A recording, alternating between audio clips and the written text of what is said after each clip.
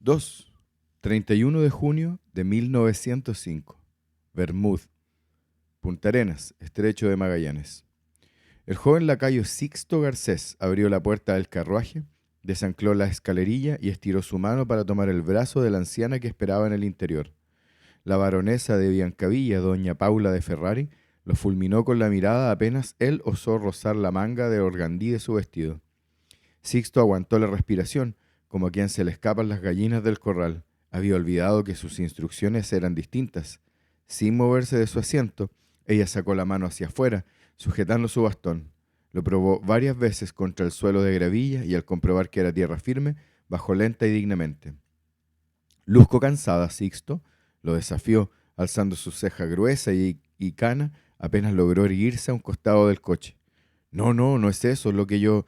¿Me he quejado una sola vez durante el viaje? Disculpe, doña Paula, olvide que... ¿Te parece que 2 o 3 escalones son una amenaza para mí? Siguió, sin sacarle los ojos de encima, mientras abotonaba el cuello de su abrigo y acomodaba la pequeña cartera de terciopelo que colgaba de su antebrazo. O peor, ¿crees que estoy vieja? Lo que Sixto no había olvidado, dada la educación estricta recibida por parte de su padre, es que las respuestas sinceras no son las correctas en todo escenario. Este era uno de esos. No obstante, también recordaba que su patrona disfrutaba enfrentarse al mundo desde un sarcasmo que solo una posición tan privilegiada como la suya tenía el lujo de ejecutar. Únicamente debo ayudarla cuando usted me pida esa ayuda. No volveré a olvidarlo, le aseguró mirándose los zapatos para que no se notara tanto su sonrojo. Paula alcanzó igualmente a ver su sonrisa. El Todopoderoso me provee de dignidad. Solo Él podrá quitármela, terminó.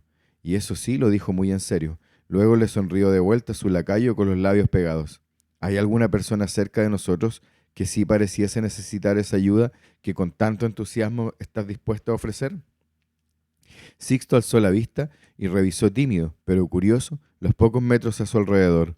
Primero a la derecha, luego a la izquierda. Así fue como se percató de que, en la parte trasera del carruaje, su hermana Marcia, también sirvienta de doña Paula, intentaba con mucho esfuerzo mover unas cajas de caridad que habían traído de Valparaíso, víveres no perecibles y algunas medicinas. Desde el coche hasta una destartalada carreta de bueyes. El campesino, a su mando, trasladaría las donaciones hasta la Escuela Superior de Niñas, número 2, en la calle Valdivia, donde la directora Laura Castro de Celada las estaría esperando en persona.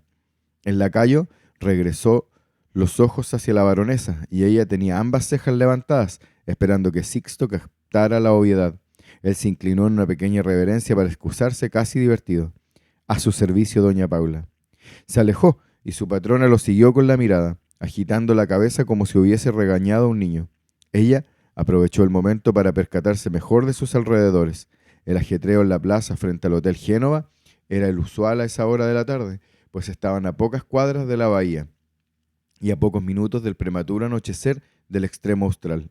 Sin embargo, el frenético movimiento a la orilla del mar tenía causas intempestivas. El vapor Orita, construido por Harland Wolff, especialmente para la ruta Liverpool-Valparaíso de la compañía inglesa de vapores, con paradas programadas en 15 puertos distintos de Sudamérica y Europa, entre ellos Punta Arenas, había sufrido un desperfecto y llegó con casi 2 horas de retraso a la ciudad. El muelle estaba hecho un caos de pasajeros, maquinistas, bolsas de Royal Mail y personeros de la Comisión de Sanidad Marítima, quienes debían desinfectar la embarcación por el control de la viruela. Por suerte, el equipaje de doña Paula era suficientemente acotado como para escabullirse con gracia. Apenas un baúl de cuero equino, más 2 pequeños morrales que eran propiedad de sus criados. El resto de la carga a su nombre se trataba de varias docenas de cajas de caridad que tendría que separar prontamente para 2 tipos muy distintos de destinatarios. Un carruaje reservado por su abogado, con una semana de anticipación, a cargo del argentino don Abel Norambuena, había estado esperándola para trasladar todo hasta el hotel. A su derecha, escuchó fuerte y claro al sereno, mientras éste encendía los faroles de aceite a lo largo de la calle.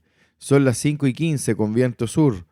Cualquier ciudadano podía pedirle más detalles al vigilante si le apetecía y, en este caso, lo detuvo un hombre de uniforme. La respuesta del sereno se escuchó hasta el otro lado de la avenida y el aparente capitán de barco lucía contento con el reporte. Celajado con viento sudoeste y una sensación de 37 grados Fahrenheit. Paula arrugó la nariz. En realidad, no necesitaba oír esa información para darla por cierta, Podía corroborar la temperatura actual tocando sus labios agrietados o tratando de mover los dedos de sus entumidos pies dentro de sus botas.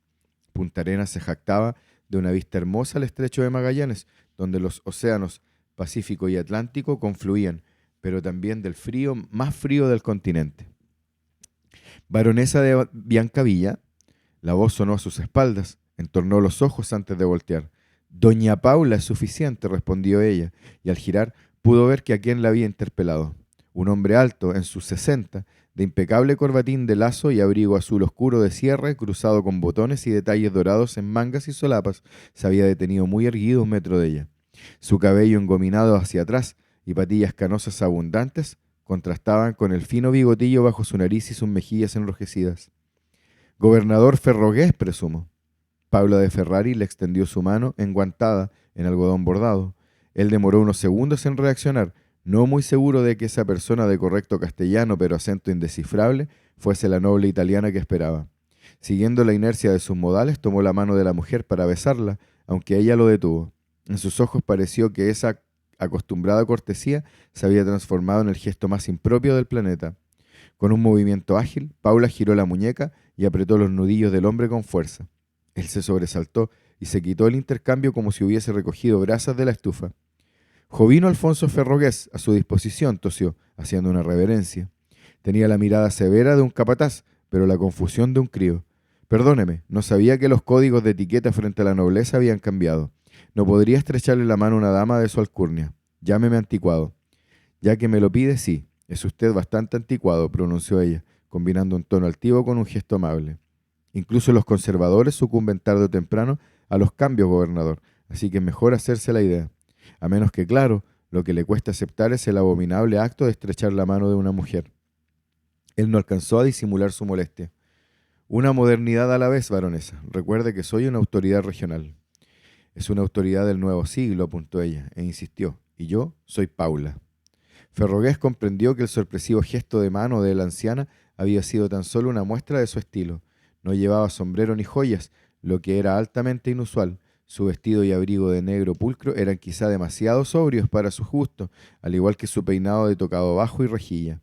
Le recordaba más a una ama de llaves que a una europea adinerada. Ni siquiera sus criados, quienes trabajosamente seguían bajando cajas de madera desde el carruaje, lucían los uniformes acostumbrados por la élite. Nada en la apariencia de la octogenaria revelaba su título nobiliario, pero sí evidenciaba su supuesto pasado como religiosa de claustro. El chileno carraspeó y movió los hombros. Debía reconocer que los extranjeros progresistas y sus excentricidades le ponían los pelos de punta. Para él ya era suficiente con estar dispuesto a cambiar los candiles de la plaza central por el incipiente alumbrado eléctrico. Y como autoridad que soy, he venido a darle la bienvenida a Punta Arenas. Siento mucho que el motivo de su visita sea tan agrio. Paula exhaló y se persignó a la vez. Faltan palabras para describirlo. He presenciado las más diversas enfermedades en mi larga vida, pero pocas tan violentas como la viruela. Se expande como el viento. Los lazaretos no dan abasto. Todos los días hay cuerpos abandonados en las quebradas y contaminan los cauces de agua. Hasta prohibieron los velorios para no aumentar los contagios. Ricos y pobres angustiados por igual. Señal prístina del debacle. Pero creí que las familias más connotadas del puerto tenían prioridad de acceso a la vacuna. Así es, lo que no tiene perdón de Dios, sentenció ella, sin ocultar su enojo, lo que empeoró la incomodidad del gobernador. Porque no alcanza para todos. Si yo vivo, muere un niño. Abominable escenario. Doné mi dosis, por supuesto. Quise quedarme a ayudar, pero a mi edad me consideran más un estorbo que un aporte. Así que mi única opción era salir de Valparaíso por un tiempo. Espero que mi aislamiento sanitario por estos lados no complique su agenda.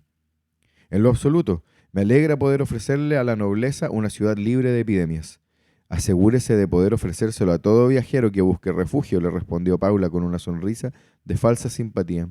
Jovino Alonso exhaló, sin aflojar la postura. Por favor, continúe con lo suyo. No quisiera retrasarla más de lo debido, ya casi estamos a oscuras. ¿Y sus pertenencias? Ahí, señaló ella, apuntando al recatado baúl de cuero que Sixto había dejado a un costado del carruaje. ¿Eso es todo? Únicamente necesito aire en mis pulmones. Lo demás es bambolla, respondió serena, y él, aunque estaba claramente en desacuerdo, no se atrevió a contradecirla. Imagino que le ofrecieron estadía en el Palacio Brown. Sí, y decliné. Que la Santísima Virgen me libre de menuda suntuosidad, declaró. El palacio de los Braun Menéndez era la mayor representación de la élite europea que había sido pionera en Magallanes y así asentado su gran fortuna.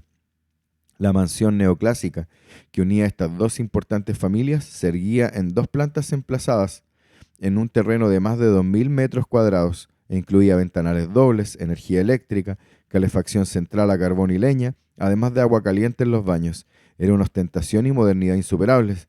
Había empezado a construirse en 1903 y aún no concluía, dado todos los lujos que sus dueños se encaprichan por manifestar. He pagado por adelantado la noche en este hotel, donde recibiré todas las comodidades, por si fuese esa su preocupación. Ferrogués alzó la vista hacia la casona de madera y cerco de lenga, fachada del Hotel Génova, propiedad de un mercader italiano.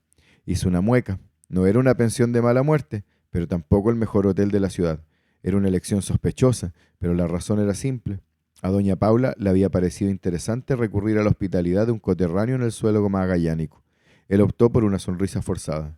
Cuando mi asistente me comunicó que esta era la dirección de su arribo, pensé que habría algún error. Mis disculpas. Si llegase a cambiar de idea, envíe a su criado a la gobernación. Le conseguiremos la mejor habitación del Hotel de France o el Royal. Gracias, pero no será necesario. Como usted prefiera, dijo levemente ofuscado, lo suficiente para que fuese notorio.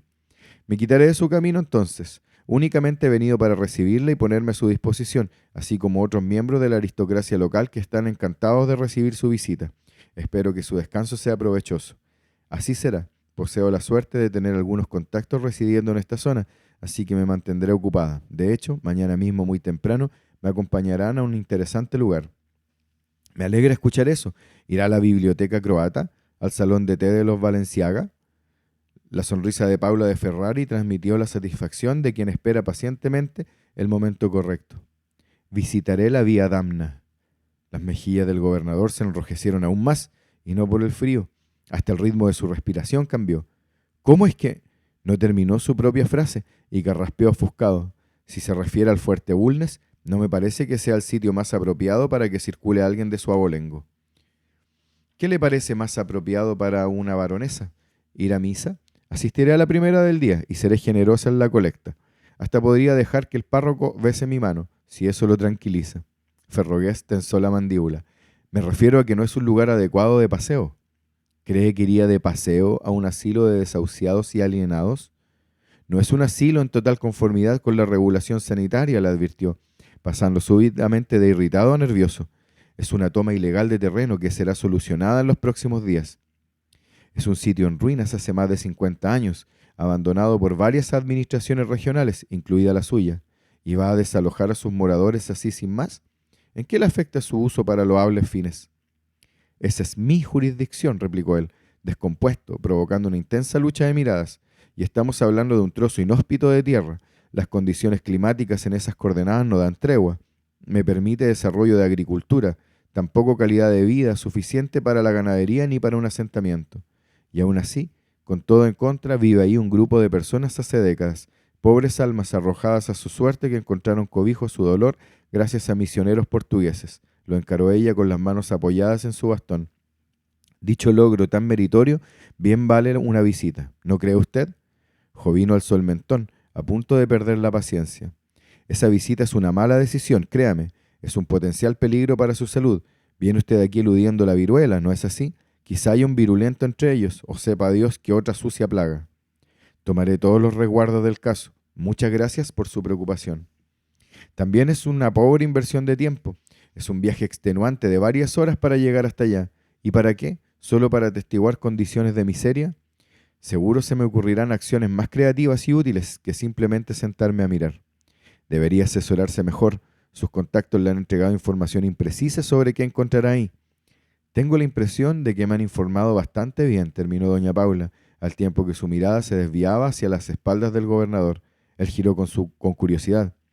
El hombre que se acercaba portaba una pequeña farola que alzaba a la altura de sus ojos. Tenía probablemente la misma edad que la autoridad puntarenense, pero sin duda no su misma situación social. Los surcos en su frente y sienes mostraban a alguien con tribulaciones desconocidas para los puestos de privilegio. Bajo una boina y un grueso abrigo de oveja apenas se vislumbraba su camisa de lino y unos pantalones de pana. Sus calcetines igual de gruesos le llegaban casi a la rodilla, y sus pies estaban protegidos con lo que parecían sandalias de cuero engrasado de nutria. El gobernador mezcló un gesto de sorpresa y disgusto al verlo. No eran horas para encontrarse en la calle con un dirigente obrero, ya que el último turno aún no terminaba en ninguna de las estancias funcionales. Seguro había pedido un permiso especial para ausentarse en el último tramo. ¿Qué podía ser tan importante?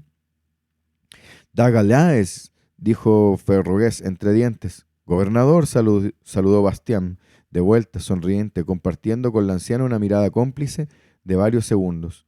Jovino confirmó su peor sospecha, pero no alcanzó a interrogarlo. Algo lo distrajo. Sixto y Marcia se habían acercado con delicadeza hasta su patrona, deteniéndose silenciosos a un costado del carruaje. No pretendían interrumpir, pero su presencia era imposible de eludir, incluso con la escasa luz natural que quedaba en el ambiente. «Doña Paula», le susurró su lacayo, cerca del hombro. «Los víveres seleccionados ya están listos para ser entregados. ¿Qué hacemos ahora? No ha venido ningún inspector a corroborar la donación. Ha caído la noche. El campesino amenaza con marcharse y...» «Dalmaza no está aquí», se sorprendió el gobernador, escudriñando al momento de la calle en ambos sentidos en busca de su asistente. Exhaló molesto. «Está bien. No es el procedimiento habitual, pero yo mismo daré la autorización». «Dispénsenme unos minutos», pidió a la baronesa haciendo una leve reverencia. La mirada que le dedicó al portugués iba cargada de desprecio y se alejó luego en ruidosas zancadas sobre la gravilla, escoltado por los sirvientes. Cuando Ferrogués estuvo a una distancia considerable, Bastián retomó contacto visual con Paula. Entonces se quitó la boina e hizo una reverencia profunda, casi topando su cabeza con sus rodillas. Dejó la farola en el suelo. «Baronesa de Biancavilla», moduló un exagerado castellano con acento portugués. «Oh, no, tú no», se quejó la anciana, levantando su bastón y golpeándolo en el brazo con él. «Ven aquí ahora mismo». Bastián sonrió ampliamente, se acercó, se inclinó y estrechó a Paula desde la cintura, levantándola incluso unos centímetros sobre el suelo. «Sigue siendo el mismo mocoso, y usted la misma manda más».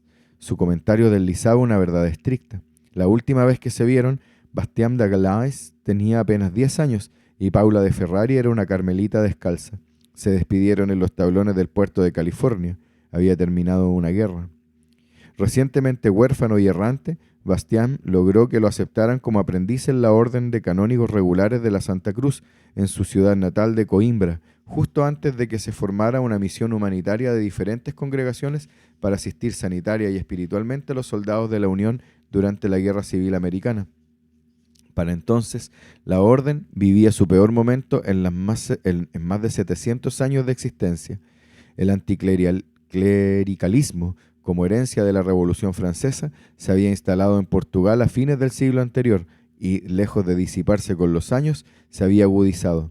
Una medida regalista restringió la postulación a los noviciados desde 1791 y ya entrado el siglo XIX, la vida en los monasterios se encontraba en agonía. Con la victoria de Pedro IV en 1834 se recomendó sin tapujos la extinción de los religiosos, lo que condujo a una espiral de violencia que terminó en saqueos, pillajes, así como expropiación y abandono de las abadías durante décadas. Los pocos sacerdotes y monjes que sobrevivieron negándose a abandonar la vida espiritual decidieron partir al exilio. Norteamérica parecía un destino ideal. Eran necesarios allá. La llamada Guerra de Secesión estaba en un punto crítico. Corría el año 1864 y un pequeño y desnutrido Bastián, junto a 17 crucíferos, tomaban un vapor que atravesaría el océano para dejar atrás un conflicto armado y entrar en otro. Allá serían recibidos por algunas religiosas de las Hijas de la Caridad y un puñado de carmelitas descalzas que se habían sumado desde Italia y España. Sor Paula Elena de Ferrari, alta, fornida y de puño firme tras su hábito arremangado, le ofreció su primer plato de comida caliente en tierras ajenas. Nunca olvidaría su estampa, aquella que el resto de las religiosas llamaban gentileza de hierro. Bajo las llamas titilantes de los candiles en el umbral del Hotel Génova, una anciana pero dignamente robusta Paula, cuyo destino la había obligado a dejar sus votos y abrazar el título nobiliario de su padre, tomó el rostro de Bastián con ambas manos. Reconocería esa cara en cualquier parte y cualquier año. Estaba algo pálido y ojeroso, pero de buen ánimo. No te estás alimentando», se preocupó ella. 2 comidas al día, Bas. Me lo prometiste en nuestra última carta. Él se encogió de hombros y volvió a acomodar su boina. «Las circunstancias son malas para todos. Hemos perdido varias cosechas por las heladas. En la fila de la merienda, mujeres y niños primero, cerró, sereno. Doña Paula movió la cabeza. ¿A cuánto está el jornal en San Gregorio? 80 pesos nacionales, si cumples con tu cuota en la esquila. Ya lo han rebajado 3 veces. Hasta el año pasado eran 5 libras esterlinas. La estancia ovina de San Gregorio era una de las más antiguas del territorio, instalada luego de que el gobernador Diego Doulé Almeida trajese las primeras ovejas desde las Islas Malvinas en 1876. Se producían ahí miles de kilos de lana al año y se habían convertido en una de las principales proveedoras de la industria textil británica. La carne y grasa también se exportaban, mientras que se destinaba un mínimo porcentaje al consumo local. También se jactaba de poseer las mejores comodidades para sus operarios, como camarotes y letrinas limpias, pero los pagos seguían siendo escuálidos frente a las particulares exigencias de vivir en el extremo sur del continente americano. El cese en la explotación de las arenas auríferas, dado que nunca se logró el nivel de producción y ganancias que las sociedades concesionarias habían fijado como expectativas, en parte por los altos gastos técnicos, hizo que muchos trabajadores migraran hacia las faenas ganaderas, y en ese contexto de sobreoferta de postulantes, los patrones manipularon las condiciones de contratación sin escrúpulos. Acortaban el salario de sus obreros sin explicación ni previo aviso, arguyendo que la mayoría de ellos eran analfabetos.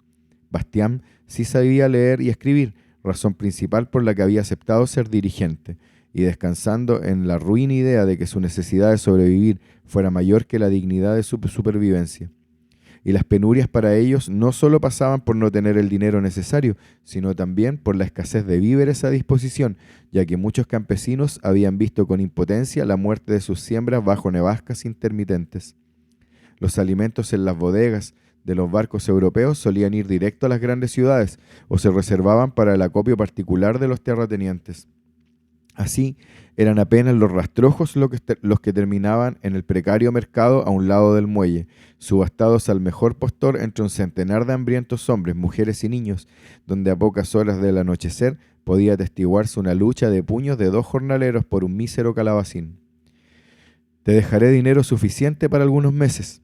Te has negado a mi ayuda en cada carta, pero ya estoy aquí, mirándote a los ojos para que no pongas resistencia. Iré yo misma a poner las monedas en manos de tu esposa si es necesario. No me he negado a toda su ayuda, se defendió él. De hecho, si está aquí hoy es justamente porque se la pedí, en un ámbito especial. Doña Paula suspiró, le concedió el punto.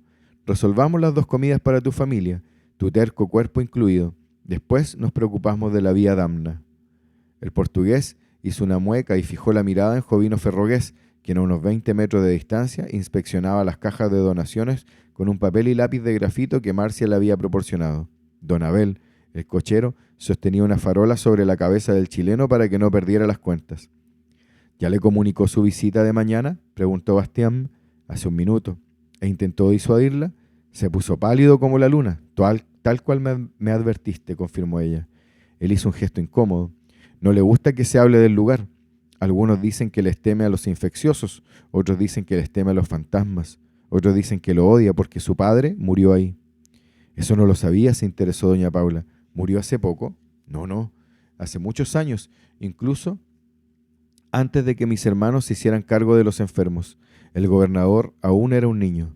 Ya veo. Sin embargo, hoy es un adulto y bien entrado en años. Empatizaría con su dolor si él no se esforzara tanto en despreciar el de otros. No puede dejar que sus asuntos personales afecten a decenas de desvalidos que necesitan ayuda. Pienso como usted, y quizás también varios otros lugareños, pero hasta los soldados tienen prohibido acercarse a la vía Damna sin su permiso. Igualmente, ninguno se acerca, pues las historias sobre maldiciones y muertes inexplicables son más fuertes. Ella bufó. Pero si es un recinto militar. Él mismo se apresuró en recordarme que me estaba refiriendo al fuerte Bulnes, aunque ya no tenga cañones que disparar. Quedaban 2, pero mis hermanos los lanzaron por el acantilado hace unos años. Si bien Bastián jamás llegó a tomar los votos religiosos y vivía una vida común en Punta Arenas con su esposa chilena y 2 hijos, cada sacerdote de la orden era su hermano. Así lo sentía en su corazón. Los visitaba tanto como podía, generalmente una vez cada mes, y se preocupaba personalmente de sus necesidades. Podía arrancarse el pan de la boca por ellos. El hermano Liam está ansioso de verla nuevamente. Tengo el mejor recuerdo de él, sonrió la italiana. Un líder encomiable. Con apenas unas palabras levantaba la moral de más soldados que cualquier otro misionero. Suspiró contrariado. Aún cree que sus palabras tienen el poder de interceder en un mal momento. Sigue orando para que el gobernador cambie de opinión sobre el desalojo. Los crucíferos siempre han sido muy optimistas, ingenuos, pero optimistas, acotó Paula. ¿Cuándo una situación éticamente cuestionable ha impedido que una disque autoridad se salga con la suya? Bastián hizo un gesto de resignación. Ferrogués está en el puesto equivocado. Es un hombre de negocios, no un servidor público. No creo que sea un mal sujeto, pero el ansia de riqueza nubla el alma de cualquier hombre. Acumula alimentos mientras campesinos pasan hambre, ostenta trajes que bien valdrían la leche y hortalizas que necesita la escuela durante una semana, dejará sin hogar a pobres misioneros y enfermos y ¿no es un mal sujeto? Hay peores, sinceró él, arrugando el rostro, y no podemos desarropar a nuestra máxima autoridad cada vez que se congelan las cosechas. ¿Por qué no? Si sostienen mi bastón me ocuparé de ello. Garantizo su abrigo y chaquetilla, pero presumo dificultad respecto a sus pantalones. Lo único que logrará es que me quite los míos para dárselos a él. Y bueno, téngame piedad, que hace mucho frío por aquí. Paula movió la cabeza cálida. Eres muy bueno para este mundo. Su gesto maternal duró apenas unos segundos, pues el retorno del gobernador a escena cambió estrepitosamente el ambiente. La donación para la escuela ya está registrada y autorizada. Muy abundante, por cierto, acotó él, mirando de frente a la noble italiana. La ciudad se lo agradece, pero hay más cajas en el carruaje que sus sirvientes no han descargado. ¿Contempla usted algún otro beneficiario? Doña Paula volvió a sonreír con satisfacción, al tiempo que Bastián desviaba su mirada hacia el suelo. Jovino Alfonso Ferrogués entornó los ojos, sintiéndose estúpido. Permitió por primera vez mostrar su enojo a toda luz, arrugando el bigotillo bajo su nariz. Debí suponerlo, gruñó apuntando al portugués, mientras enarbolaba su dedo índice. ¿Cuántas veces debo repetírselo?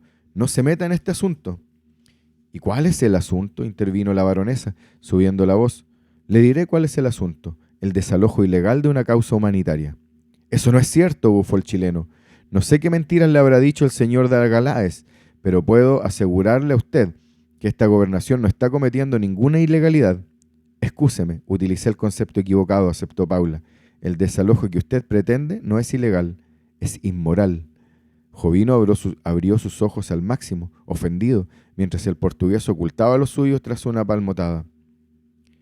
Gobernador, le aseguro que nunca he dicho que sus hermanos fueron advertidos de la venta del predio con muchísima anticipación para que encontraran un nuevo aposento, lo interrumpió brusco. No se me puede acusar de intempestivo.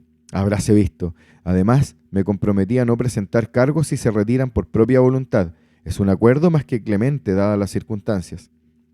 Sé que son sus atribuciones, gobernador, explicó Bastián, sincero, pero usted también sabe que ellos no reciben más ayuda que la caridad y están necesitando medicinas y harina y cualquier donación únicamente contribuye a que se acomoden, pronunció, sin esconder el desprecio. No tiene sentido complicar un procedimiento inevitable con este tipo de visitas turísticas. Entiéndalo, yo únicamente velo por la correcta aplicación de la ley, que es mi responsabilidad hacer cumplir. Y el deber de una millonaria sin hijos es la filantropía, como seguro sabe muy bien, replicó Paula impaciente.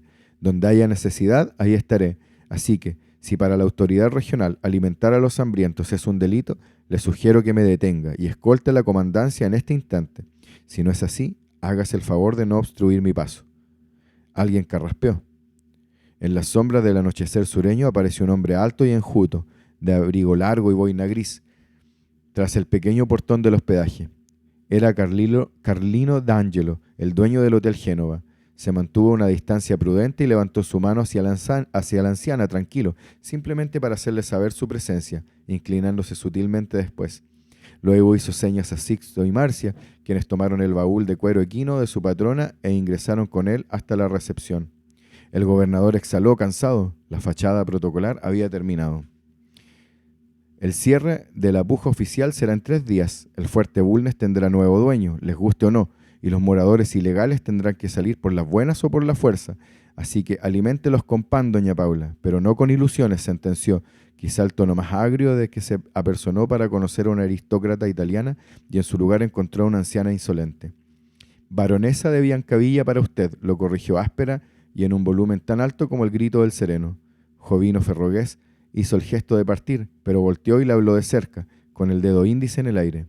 No cruce el umbral, No será responsabilidad de esta gobernación si no logra salir. Subió las solapas de su abrigo azul marino para proteger su cuello de la brisa gélida que los rodeaba. Lanzó una última mirada de desprecio hacia el portugués. Se inclinó hacia Paula en una cortesía más automática que genuina y se alejó a paso raudo, subiendo por la avenida entre los desperdigados transeúntes que iban y venían del muelle. Paula arrugó la frente. Siguió la figura del gobernador con la vista mientras se desvanecía en la penumbra, y entonces volteó hacia el portugués. ¿No le gustó su gesto de estupefacción y culpa? ¿A qué se refería el gobernador?, le preguntó. Tuvo un mal presentimiento. ¿Vas?